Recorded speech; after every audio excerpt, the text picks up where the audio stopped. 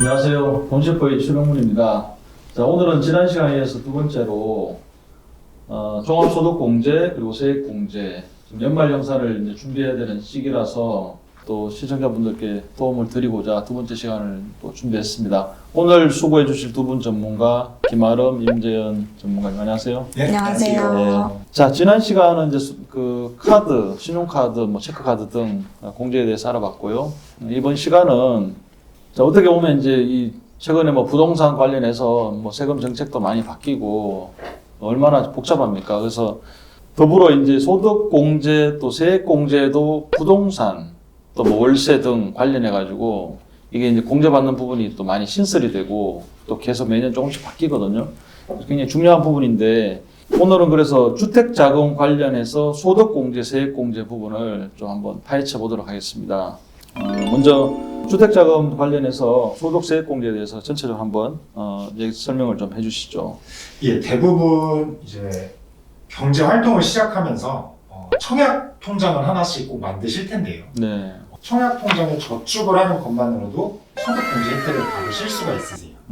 그리고 전세자금 마련을 위해서 보통 이제 대출을 많이 받으실 거예요.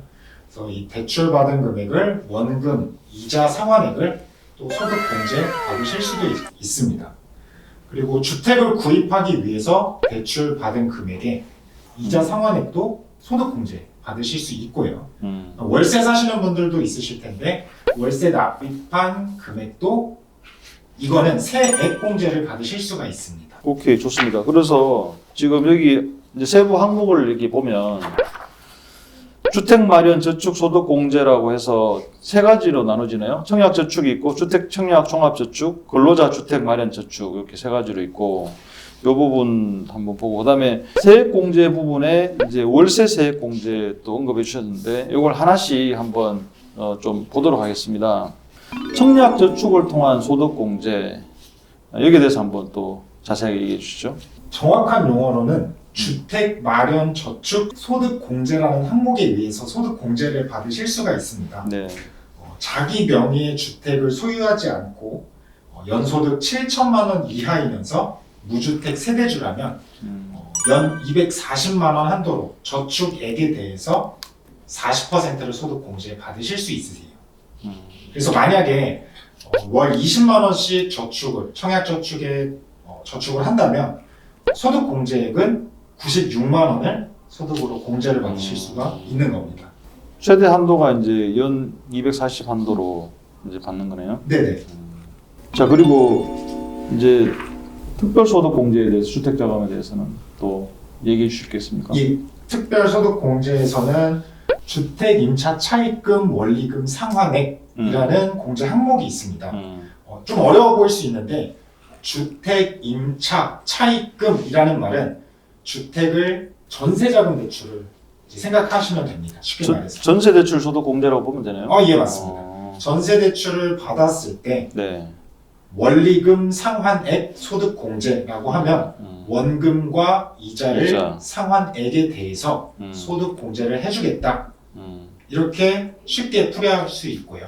네. 그래서 원금과 이자를 상환한 것에 대해서 40%를 300만 원 한도로 소득공제를 해줍니다. 좀 더 정확히 말하면 전세자금 대출을 받아서 원금과 이자를 1년 동안 750만 원을 갚았다면 이거의 40%인 300만 원을 소득에서 빼준다 라고 보시면 되세요. 그러면 아까 청약저축 얘기하셨잖아요. 네네. 그럼 청약저축 한 거하고 네. 이거 한 거하고 어쨌든 같이 합쳐가지고 한도를 이제 적용하는 거네요. 예. 한도가 청약 저축은 240만 원 네. 한도로 되고 예. 전세자금 대출은 300만 원 한도로 되기 때문에 그런데 이게 이 한도를 공유를 해요. 그래서 중복 둘 다 해가지고 뭐 540 이렇게 받지 못하고 최대 한도가 300만 원이에요. 청약 저축에서도 그러니까. 네. 하여튼 두 개 합쳐가 300이네. 네네. 그래서 이제 청약저축은 최대 240만 원 한도로 했을 때 네. 40% 하면 96만 원 정도였잖아요. 그 96만 원 플러스 이제 나머지 300에서 96을 빼면 204만 원 정도 네. 나오죠. 네. 그래서 주택임차 차입금 원리금 상환액도 받으신다면 추가로 한 204만 원에 대해서 공제를 받을 수 있다 생각해 주시면 될 것 같습니다. 추가로 대부분 이제 전세 사시는 분들이 이자만 이렇게 납입하시는 경우가 많더라고요. 상담을 하다 보면은. 그래서 이런 절세 혜택도 원금에 대해서도 소득공제 혜택이 있으니까 자신의 세금을 얼마나 납부하는지 한번 계산을 해보시고 원금도 납부하시는 것을 보통 추천을 드리고 있어요.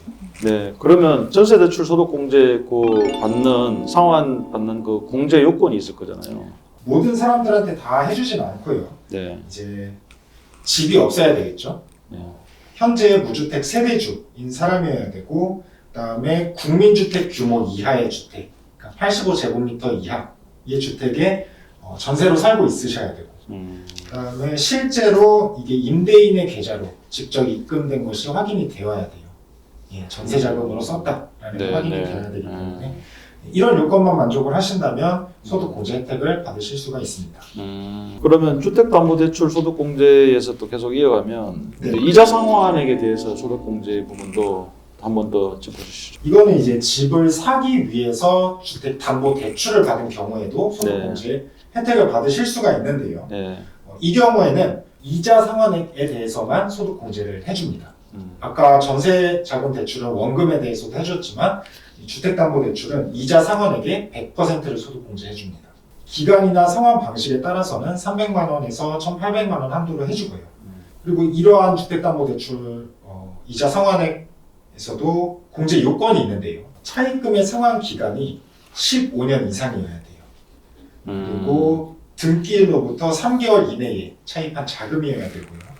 그다음에 차입자가 근로소득자이면서 그 차입한 사람이 그 주택의 소유자여야 돼요. 공동 소유라도 상관없는데 하여튼 소유가 되면 된다는 거죠. 이게 공동 소유에서는 또 어떤 비례 방식이나 조금 더 복잡한 그런 세법 규정이 적용이 되고요. 네. 그래서 돈을 빌린 사람이 소유자여야 된다. 그리고 이게 제일 이제 중요한 조건일 수도 있는데 취득 당시 주택 기준 시가가 5억 원 이하여야만 됩니다.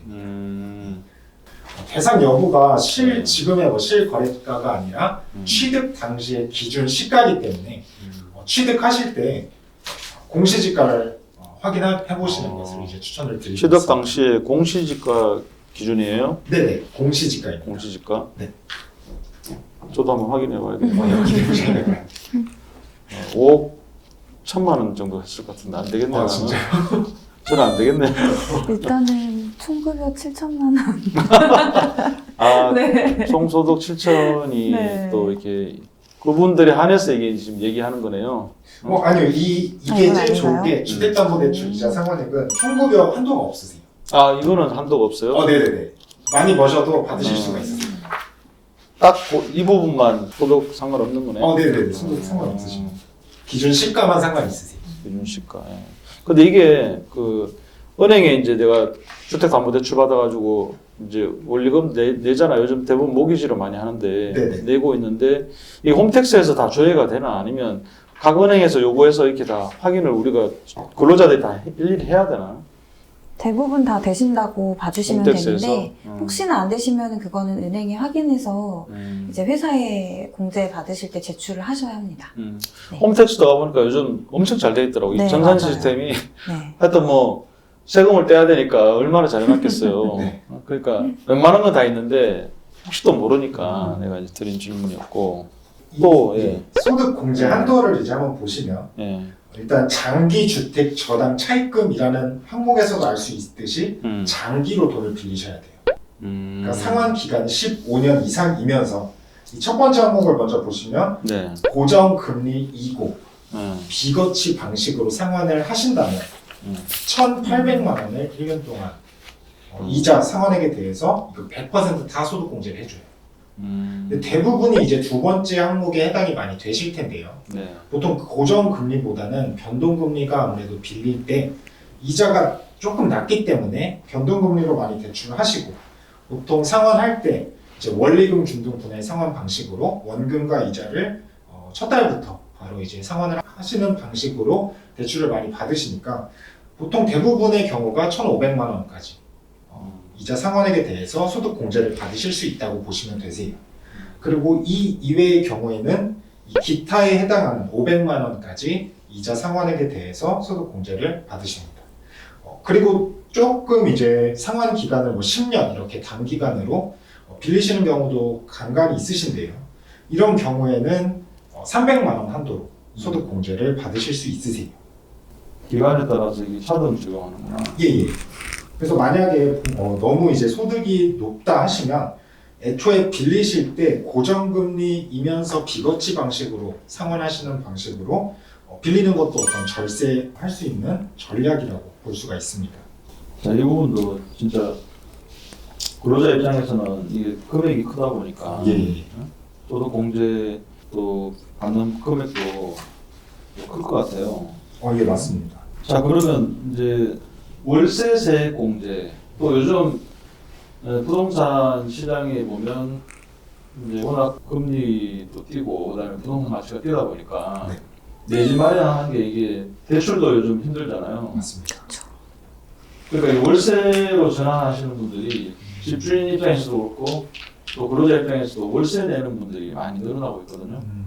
그래서 월세세 공제에 대해서 좀 또 한번 말씀해 주시죠. 예. 월세도 이제 사시면 세액 공제를 받으실 수가 있는데요. 공제를 받을 수 있는 조건이 또 한 3가지 정도가 있는데 총 급여가 7천만 원 이하여야 됩니다. 그리고 무주택 세대주, 내가 집이 없는 세대주여야 세액 공제 혜택을 받으실 수 있고요.